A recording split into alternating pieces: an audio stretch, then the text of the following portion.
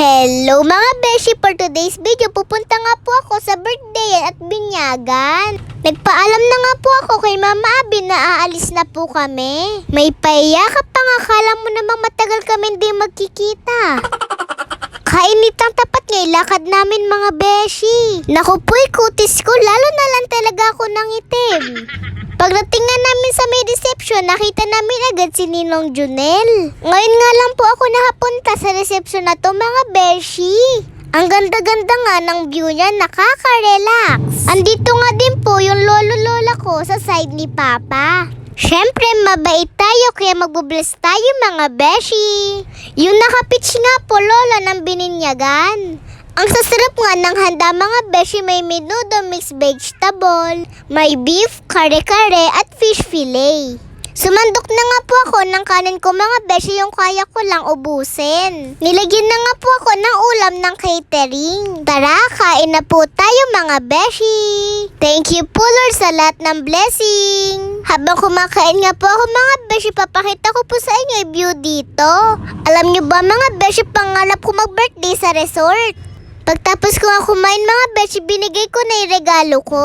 Lola nga din po to nung bininyagan. Maya-maya nga dumating na din yung pinsan kong si Sophie at yung pinsan kong si Bria. Nakakita nga ng swimming pool si Baby Athena kaya hindi mapakali. Gusto nga po niya mag-swimming mga beshi, hindi nga po pwede dahil may ubot sipon po siya. Tinawag nga po kami ni Ninong Junel para bigyan ng loot bag. Thank you po.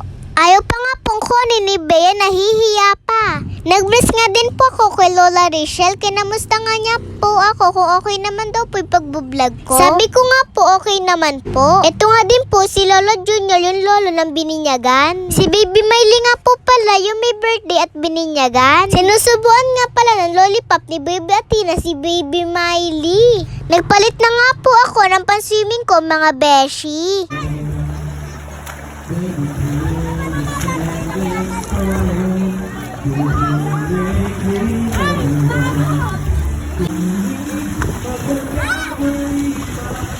Sidang ka lang, sidang.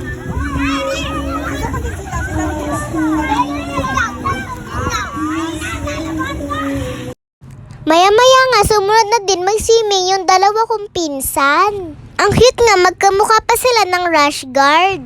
Couple nga din sana kami ni Baby Athena, kaya lang di siya pwede mag-swimming.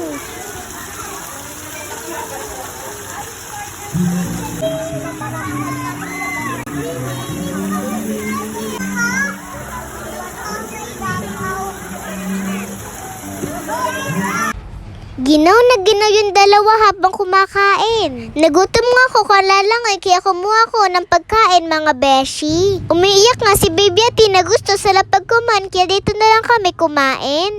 Kain po ulit tayo mga beshi. Nagutom nga din si Baby Athena, nakatanong sa akin habang nagsaswimming po ako. Pagtapos naman po namin kumain, umuwi na nga din po kami dahil manonood pa po kami ng parada ng San Jose. Sa amin na nga po ako magbabanlaw mga beshi. Nag-commute na nga lang po kami pauwi nila mama.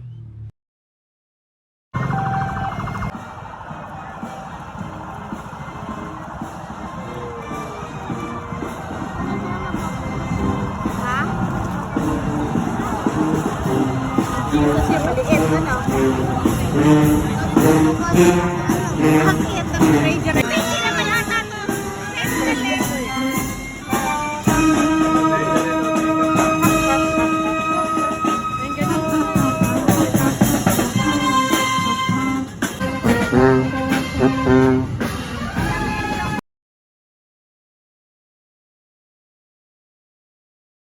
Yun lang, salamat sa panonood. Bye-bye mga beshi!